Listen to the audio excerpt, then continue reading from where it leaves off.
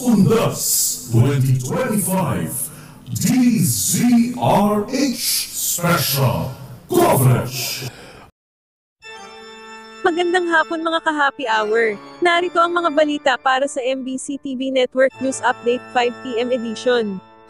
PNP Chief nag-ikot sa mga bus terminal, nagbabala versus common crimes ngayong Undas. Yan ang MBC TV Network News ni Edniel Parosa.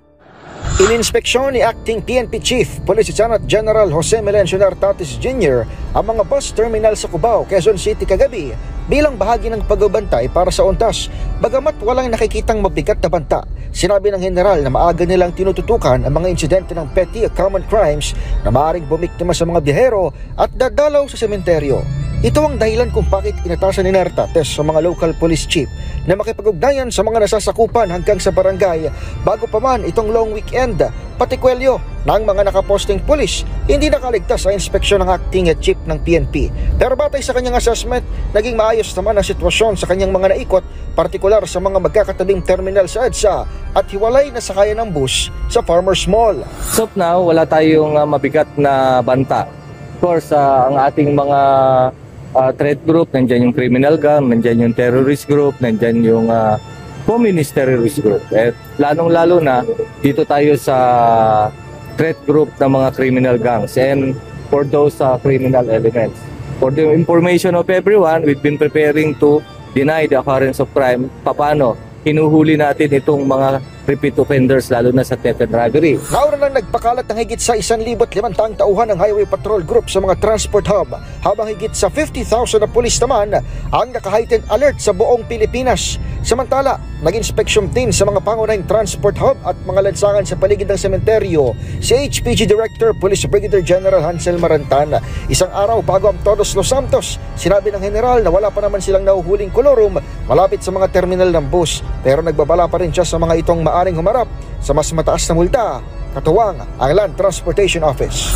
Nag-usap na kami ni Asik Lacanilaw na we have to tighten up yung operation against sa mga colorum.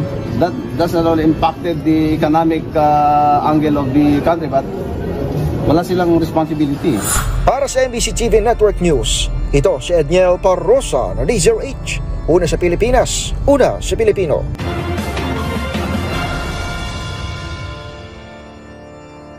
Samantala, kakulangan ng empleyado sa NAIA 3, isinisi sa flu season. Naapektuhan ng flu season ng Ninoy Aquino International Airport Terminal 3, kaya nagkulang ang kanilang mga personnel sa dagsa ng tao sa Undas. Sinabi ninyo NAIA Infra Corporation General Manager Angelito Alvarez na marami sa kanilang mga empleyado ang nag-sick leave matapos dapuan ng sipon at ubo, sa ito sa nakita niyang dahilan matapos na makatanggap ng reklamo dahil kakulangan ng mga tao. Natitiyak naman niya na hindi na ito magiging problema sa susunod na taon dahil sa maglalagay na sila ng e-gates para mabilis ang pila ng mga pasahero, maaring sa December 12 ay maihabol ito na tiyempo sa holiday rush. Base kasi sa pagtaya ng Manila International Airport Authority na mayroong 1.3 milyon na mga pasahero ang inaasahang babiyahe mula October 28 hanggang November 5.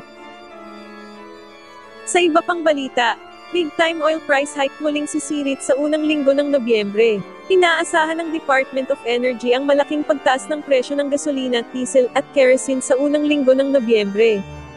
Ayon kay Rodelo Romero ng DOE Oil Industry Management Bureau, posibleng tumaas ang presyo ng produktong petrolyo kagaya ng gasolina, 1 peso and 20 centavos sa kada litro, sa diesel 2 pesos and 15 centavos sa kada litro, at sa kerosene, 1 peso and 70 centavos sa kada litro.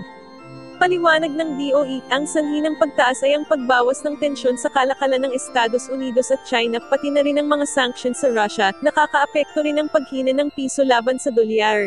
Ito na ang ikalawang linggong pagtaas ng presyo ng langis ngayong buwan, matapos ang nauna ng oil price hike noong October 28.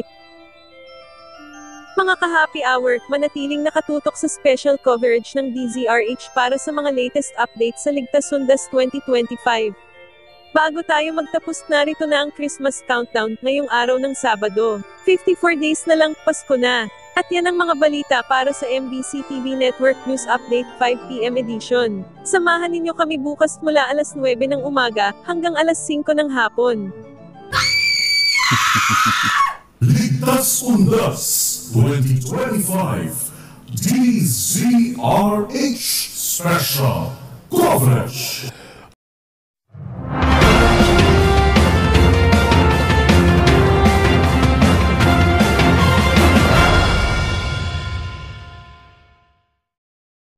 Mga ka-happy hour, kung gusto mong manood ang mga balita sa MBC TV Network News Update, mag-subscribe sa aming YouTube channel, i-like ang aming Facebook page, at i-follow sa aming TikTok account.